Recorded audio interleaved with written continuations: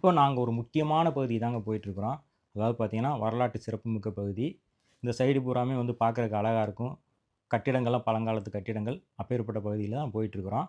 போற வழியில வந்து ஒரு வனத்துறையோட செக் போஸ்ட் இருந்தது. கார நிறுத்துனாங்க. நிறுத்தி ரூ. 20 வந்து நுழைவு கட்டணமா கேட்டாங்க. குடுத்தோம். குடுத்ததுக்கப்புறம் வந்து காருக்குள்ள வந்து என்ன வச்சிருக்கிறீங்க அப்படின்னு கேட்டாங்க. பிளாஸ்டிக் பொருட்கள் ஏதாவது இருக்குதான்னு கேட்டாங்க. எதுவுமே இல்லைங்க அப்படின்னோம். அப்புறம் வந்து அவங்க வந்து கார வந்து பரிசோதனை பண்ணாங்க. அதுக்கப்புறம் வந்து சொல்ட்டாங்க. ஆனா வனத்துறையோட நடவடிக்கை வந்து அருமையான நடவடிக்கை. என்ன காரணம்னு கேட்டீங்கன்னா, நாங்க போற பகுதி வந்து கடல் பகுதி. இந்த கடல் பகுதிக்குள்ள பிளாஸ்டிக் பாட்டிலோ, அல்லது பிளாஸ்டிக் பொருட்களோ எதுவுமே போடக்கூடாது. அப்படி போட்டா கடல் உயிரினங்கள் வந்து பாதிக்கப்படும். அப்படின்னு சொல்லிட்டு இத்தகைய நடவடிக்கை அவங்க ஈடுபட்டிருக்கிறாங்க. சரி, இப்ப அப்படியே நாங்க கிளம்பி போயிட்டுருக்கிறோம். ரோடு பார்த்தீங்கன்னா, அப்படியே தனிமையா போயிட்டுருக்கோம். 2 சைடும் வந்து மரங்கள். பார்க்கறக்கு அழகா இருக்கும். அதுக்கு அப்புறம் பார்த்தீங்கன்னா, இந்த சைடு வந்து மணல் மேடு, இந்த சைடு வந்து மணல் திட்டு அப்படின்னு சொல்லலாம். அப்படியே வறட்சியா இருக்கும். காத்து ரொம்ப வேகமா அடிச்சிட்டுருக்கும். என்னடா இந்த இடம் இப்படி இருக்கு அப்படின்னு நம்ம யோசிக்கலாம். என்ன காரணம்னா, ஒரு காலத்தில இந்த இடத்துல பல லட்சம் பேர் வாழ்ந்த பகுதி அப்படிங்கிற மாரி சொல்லப்படுது. அந்த பகுதி தான் இப்ப நாங்க போயிட்டுருக்கிறோம். அதாவது ராமநாதபுரம் மாவட்டம், ராமேஸ்வரத்தில இருக்கக்கூடிய பாம்பன் தீவிலிருந்து 25 கிலோமீட்டர் தூரத்தில உள்ள தனுஷ்கோடிக்கு தாங்க போயிட்டுருக்கோம். இந்த பகுதி வந்து இந்தியாவினுடைய தென்கிழக்கு பகுதி அப்படின்னு நம்ம சொல்லலாம். அதாவது பார்த்தீங்கன்னா, இந்த இடம் வந்து இப்ப எப்படி இருக்கு அப்படிங்கிறத நம்ம பார்க்கலாம். இந்த இடத்த பார்க்கும்போது ஒரு பாலைவனம் மாரி நமக்கு தெரியும். என்ன காரணம்னா, அதாவது 1964 டிசம்பர் 22 இரவு 10 மணிக்கு மேல பயங்கரமான சத்தத்துடன் சூறைக்காற்று, ராட்சச அலைகள், கனமழை. இதில வந்து மீனவர்களின் குடிசை வீடுகள் மற்றும் துறைமுகம், தபால் கட்டிடங்கள், கோயில்கள், மருத்துவக் கல்லூரிகள், பள்ளிக்கூடங்கள் இதெல்லாமே வந்து தண்ணியோட தண்ணியா அடிச்சிட்டு போயிருச்சுன்னு சொல்லலாம். அந்த அளவுக்கு மோசமான விளைவுகள சந்திச்ச இடம் தான் இந்த இடம். இப்ப பார்க்குறதுக்கு இந்த மாரி தாங்க தோணுது. இப்ப அங்க என்ன இருக்கு அப்படின்னு பார்த்தீங்கன்னா, இந்த அலையில அடிச்சிட்டு போக மீதி வந்து கட்டடங்கள் அங்க வந்து இருக்கு. அதாவது இந்த மாரி உடைஞ்ச கட்டடங்கள்லாம் அங்க இருக்குது. இந்த டிசம்பர் மாசம் பார்த்தீங்கன்னா, நம்ம தமிழகத்துக்கு வந்து ஒரு போதாத மாசம் அப்படின்னு சொல்லலாம். இத வந்து அப்பவே காமிச்சிருக்கு. நமக்கு தெரியல. அதாவது பார்த்தீங்க இப்ப இந்த இடம் பார்த்தீங்கன்னா, எப்படி இருக்கு பார்த்தீங்களா? இந்த இடங்கள் பூராமே முள்வேலி கருவிகள் மண்டி இந்த மாரி தான் அங்க இருக்குது. இதில வந்து இப்போ வந்து முழுமையா இருக்கிற கட்டடங்கள்னு பார்த்தா எதுவுமே இல்ல. இதில வந்து ஒரு போஸ்ட் ஆஃபீஸ் ஒண்ணு இருக்கு.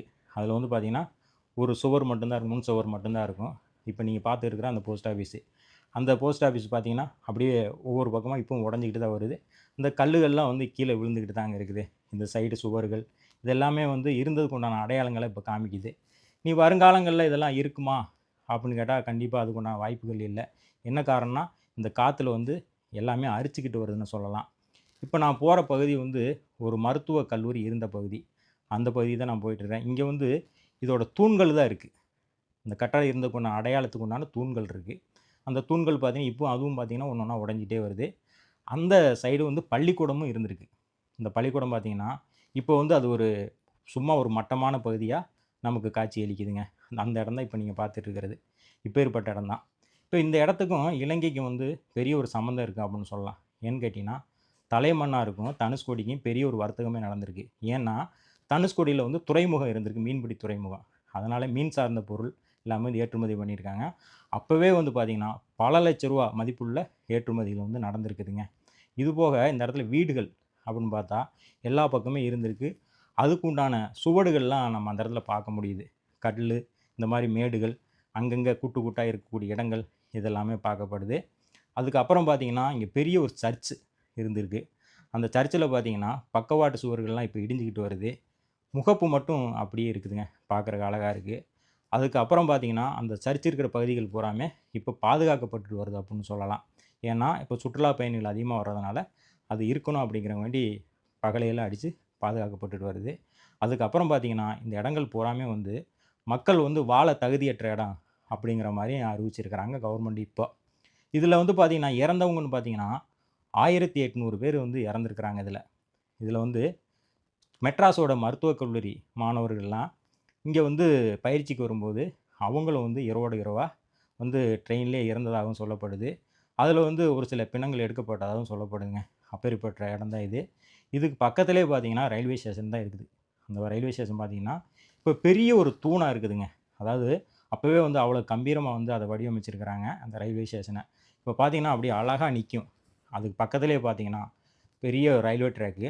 அந்த ட்ராக்ல தான் அந்த ட்ரெயின் இருந்திருக்குதுங்க. இப்போ வந்து அது வந்து ஒரு மேடா தெரியும். ட்ராக் இருந்ததுக்கு உண்டான அடையாளம் இருக்கு. அப்பேற்பட்ட இடத்த தான் நம்ம பார்க்குறோம். இந்த இடத்த பார்க்கும்போது ரொம்ப நமக்கு சோகமா தெரியும்.